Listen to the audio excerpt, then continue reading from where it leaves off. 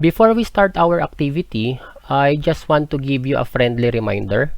If you are going to proceed in domain name registration at freenom.com, what you can do is to create a new email account and then do not put important things or vital information to that email account. So, kasi nga, what I have told you before, we are utilizing free web hosting and free web domain name registration. So, the problem with that is it is prone to phishing. That will be our primary concern. So, I'm just going to give my disclosure. If you think naman that your email does not have any or email account does not have any important information in it na hackable, so wala naman tayong important document na pwedeng ma-retrieve or magamit ng iba, so it's okay to proceed with your email account. Pero if you think your email account have vital information, what you can do is just create another email at Gmail or Hotmail or Yahoo. So mag-create na lang kayo and then use that email account for domain name registration.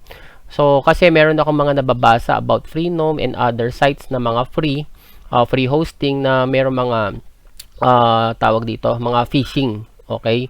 So nagkakaroon sila ng mga problem doon. So kung wala naman makukuha sa inyong mga information or mga important documents na nandoon sa email ninyo, so okay lang naman na gamitin natin yon. So this is just a personal disclosure before you proceed with our activity. Okay? Hello students. Our activity for today, we are going to register your URL in your web hosting account to a domain name system server. So we're going to try to find a domain registration site wherein we can register your own domain name. Okay, so ang gagawin natin, we're going to open, of course, a browser, no? And then I found this site. Before I used .tk, pero I think it's not available for free anymore. I found this site, Freenom. Okay, freenom.com. So I'm going to go to that site, freenom.com. Yan. So freenom.com.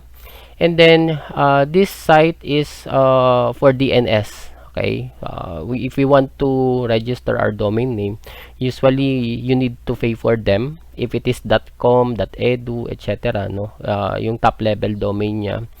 And this site, we can register it for free.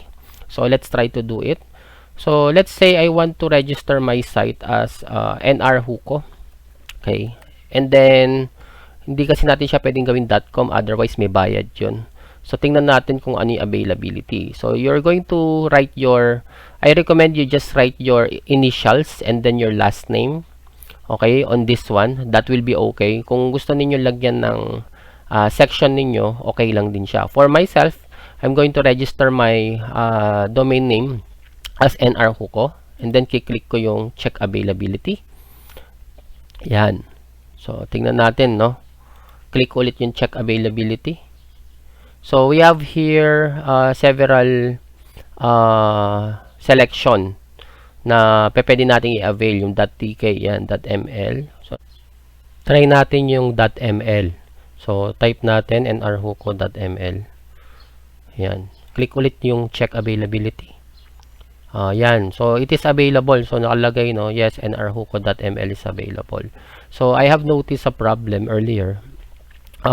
If you don't put yung TLD, yung top level domain niya, nakalagay siya doon is free pero hindi mo naman siya ma-select. So I suggest na yung pipiliin ninyo, lagyan nyo siya ng TLD, isulat nyo siya doon sa taas or i-type. So in my example is nrhuko.ml. So and then click again check availability. So makikita nyo dito, wala siyang babayaran. So $0 selected, check out natin siya. Okay, so select check out.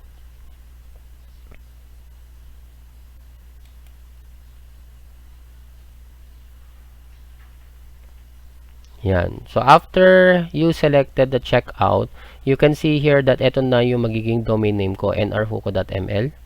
Okay, so select natin yung period ng free. Sagarin na natin siya ng 12 months. So 1 year free siya.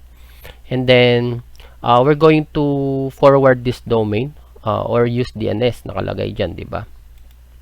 So, ifo-forward natin yung domain, forward this domain to kung ano yung ating URL sa web hosting account natin.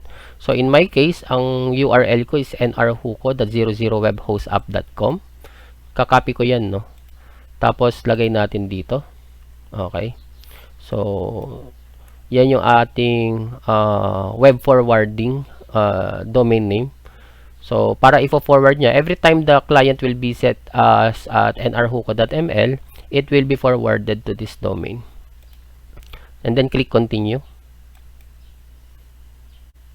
After you click continue, you will be redirected to this page na.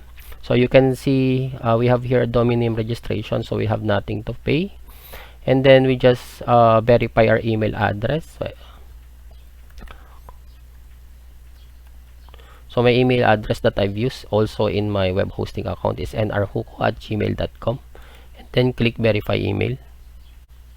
After the verification process, or if you're already registered, you just click log into your Facebook account or your Gmail account. So that is also okay. So in this case, I already verified my account, no, at Prenom. So I have here my account, and then I'll go to this tab. So yung merong hello, tapos my name, and then I'm going to view my cart. So if you're going to click also invoices, so wala naman tayong invoice, ibig sabihin wala tayong babayaran. And then view cart, no. So eto, meron tayong kinart out, which is yung free. Tapos click natin tong I have read, and then complete order. Yan, so supposed to be wala tayong babayaran dito. Okay, after nung complete order, what happened to my subscription to the domain name registration forwarding? Nag-stop siya, so the website did not respond. Okay, so I did not know kung nag-register ba siya o hindi. So what happened earlier to my account is something like that. So what I did, inantay ko na lang. So ang gagawin niyo niyan, antayin niyo na lang muna kung pumasok yung registration process na ginawa niyo. And then sometimes it will take minutes, sometimes it will take hours. So in my own experience as web developer, so it depends on the DNS server and also depends on the web hosting. So usually kasi minsan nasa ibang lugar yan, like in Singapore, in US. So nasa iba-ibang lugar. So we cannot identify kung nasaan yung server natin for now since this is a free server. So antayin lang natin siya in few minutes or probably an hour. So in my case, it took around 5 minutes to 10 minutes. So after ng 5 to 10 minutes, ang ginawa ko is to visit may registered registered domain name. So ang ni-register ko is nrhuco.ml. Okay? So pupuntahan ko siya ngayon, nrhuco.ml. So edita try ko, and then to my surprise, nag-register naman pala siya kahit walang validation. So in my case, if I go to nrhuco.ml, so that is my URL now. This is what we call domain name forwarding.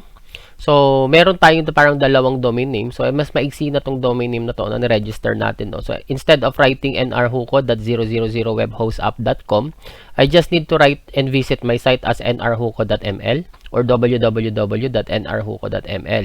So, as you can see here, it's already working. Functional na siya, no? Okay?